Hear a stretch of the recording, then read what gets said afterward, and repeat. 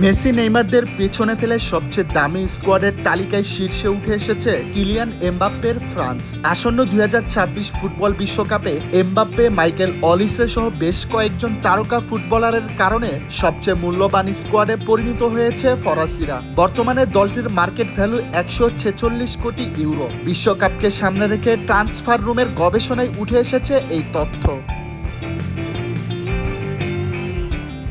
বিশ্বকাপের market value দিক দিয়ে ফ্রান্সের পরের অবস্থানে রয়েছে স্পেন, ইংল্যান্ড, জার্মানি ও পর্তুগাল। দলগুলোর মার্কেট ভ্যালুও বেশ উচ্চ। অন্যদিকে ভিনিসিয়াস ও নেইমারের মতো তারকা থাকলেও মার্কেট ভ্যালুর হিসেবে ষষ্ঠ স্থানে রয়েছে ব্রাজিল। বিশ্বকাপে ব্রাজিলের স্কোয়াডের মার্কেট ভ্যালু ৯৪ কোটি ১০ লাখ ইউরো। অন্যদিকে বর্তমান বিশ্ব চ্যাম্পিয়ন আর্জেন্টিনা অবস্থান করছে অষ্টম স্থানে। মেসিদের স্কোয়াডের বাজার মূল্য ৭৩ কোটি ৯০ লাখ ইউরো। বিশ্বকাপে দলগুলোর মার্কেট ভ্যালুর এই হিসাবকে কোনো দলই খুব বেশি গুরুত্ব দিতে চাইবেন না।